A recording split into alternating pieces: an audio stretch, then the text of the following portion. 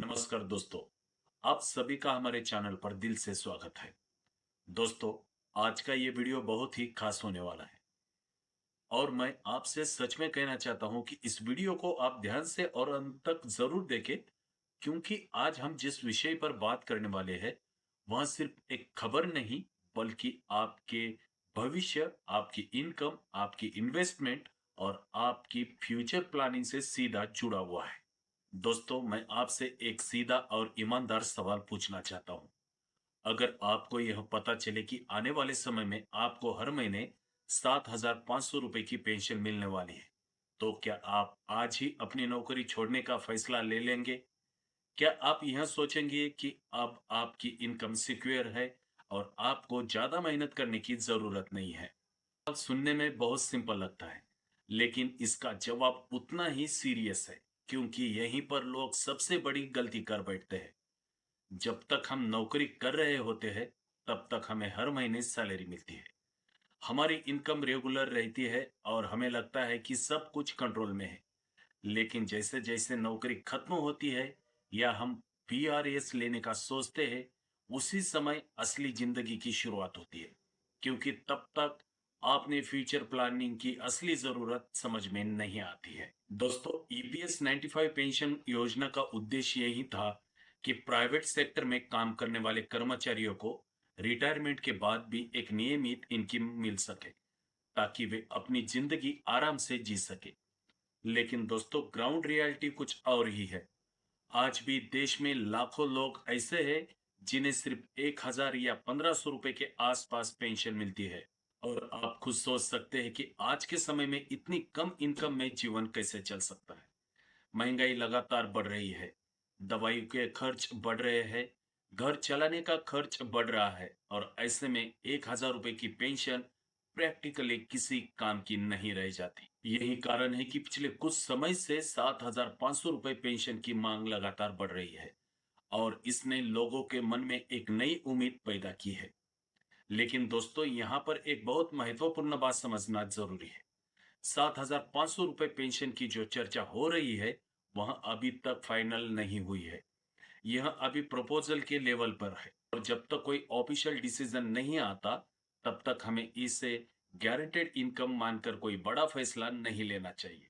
अब जरा धीरे धीरे इस सिचुएशन को समझते हैं।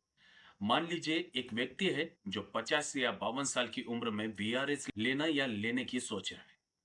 उस समय उसे लगता है कि उसने एक सही फैसला लिया है, क्योंकि उसे एक लमसम अमाउंट मिल जाता है और उसे जॉब का स्ट्रेस भी नहीं रहता। लेकिन असली चैलेंज उसके बाद शुरू होता है, क्योंकि उसकी रेगुलर इनकम बंद हो जाती है और अब उसे अपनी पूरी जिंदगी अपनी सेविंग और पेंशन पर डिपेंड करके चलानी होती है। अब अगर उसी व्यक्ति का मंथली खर्च 12,000 रुपए या 15,000 रुपए है और उसे सिर्फ 7,500 रुपए पेंशन मिलती है, तो हर महीने एक गैप क्रिएट होता है। यह गैप छोटा नहीं होता, बल्कि धीरे धीरे बहुत बड़ा बन जाता है। अगर हर महीने 5,000 रुपए की कमी है, तो साल में 60,000 रुपए की कमी हो जाती है और यह स्थिति 10 साल तक चलती है, तो यह गैप 6 लाख रुपए तक पहुंच सकता है। अब आप खुद सोचिए कि बिना प्रॉपर इन्वेस्टमेंट और फ्यूचर प्लानिंग के यह गैप कैसा भरा जाएगा। यही वह जगह है जहां इन्वेस्टमेंट और फाइनेंशियल प्लानिंग की इंपॉर्टेंस समझ में आती है। दोस्तों, आज के समय में सिर्फ एक इनकम सोर्स पर डिपेंड रहना सबसे बड़ा रिस्क है। अगर आपकी इनकम सिर्फ सैलरी या पेंशन पर डिपेंड है, तो आपका फ्यूचर पूरी तरह सिक्योर नहीं है। लेकिन अगर आपने सही समय पर इन्वेस्टमेंट किया है, तो आप अपने लिए एक स्ट्रॉन्ग फाइनेंशियल बेस बना सकते हैं। इन्वेस्टमेंट का मतलब सिर्फ पैसे बचाना नहीं होता, बल्कि अपने पैसों को सही जगह पर ग्रो करना होता है। जैसे कि mutual funds, SIP, PPF, NPS जैसे ऑप्शंस आपको लॉन्ग टर्म में वेल्थ क्रिएट करने में मदद करते हैं। अगर आप हर महीने थोड़ी थोड़ी अमाउंट इन्वेस्ट करते हैं, तो आपको समय के साथ साथ यह एक बड़ा फंड बन जाता है, जो आपके रिटायरमेंट के समय बहुत काम आता है। मान लीजिए आप हर महीने 3,000 रुपए एसआईपी में इन्वेस्ट करते हैं और आपको एवरेज रिटर्न 12% मिलता है, तो 20 से लेकर 25 साल में यह अमाउंट लाखों में कन्वर्ट हो सकता है। यही फंड आपके लिए फ्यूचर इनकम का सोर्स बन सकता है। अब सोचिए, अगर आपके पास 7,500 रुपए पेंशन के साथ साथ 15,000 या 20,000 रुपए की एक्स्ट्रा इनकम इन्वेस्टमेंट से आती है, तो आपकी फाइनेंशियल कंडीशन कितनी स्ट्रांग हो सकती है। आप अपने खर्चे आसानी से मैनेज कर सकते हैं। आपको किसी पर डिपेंड रहने की जरूरत नहीं पड़ेगी और आप एक डिग्निफाइड लाइफ जी सकते हैं। लेकिन अगर आपने इन्वेस्टमेंट नहीं किया और सिर्फ पेंशन पर डिपेंड रहे, तो आपका फ्यूचर फाइनेंशियल वीक हो सकता है। इसलिए आज के समय में फ्यूचर प्लानिंग कोई ऑप्शन नहीं है, बल्कि यह एक नेसेसिटी बन चुकी है। अब फिर से उसी सवाल पर आते हैं कि क्या 7,500 रुपए पेंशन की उम्मीद में वीआरएस लेना सही है?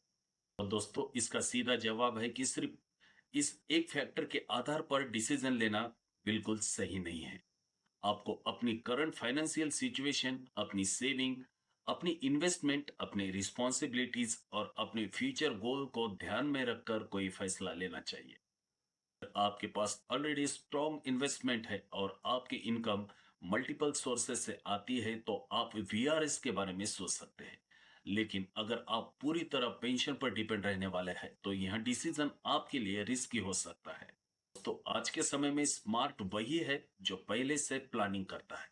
जो लोग समय रहते अपने पैसे को सही जगह इन्वेस्ट करते हैं, वहीं लोग फ्यूचर में फाइनेंशियल फ्री रहते हैं। अंत में बस इतना कहना चाहूंगा कि 7,500 रुपए की पेंशन एक अच्छा कदम हो सकता है, लेकिन यह आपकी पूरी जिंदगी का सोल्यूशन नहीं है। आपकी रियल स्ट्रेंथ आपकी प्लानिंग, आपकी इन्वेस्टमेंट और आपकी इनकम सोर्सेस में होती है। तो आज से ही अपने फ्यूचर के बारे में सोचना शुरू करें। अपनी इनकम को डाइवर्सिफाई करें, सही जगह इन्वेस्टमेंट करें और एक मजबूत फ्यूचर प्लानिंग बनाएं। अगर आपको यह वीडियो यूजफुल लगा हो, तो इस वीडियो को लाइक जरूर करें, अपने दोस्तों के साथ इस वीडियो को शेयर करें और चैनल को सब्सक्राइब करना बिल्कुल ना भूलें। बहुत बहुत धन्यवाद।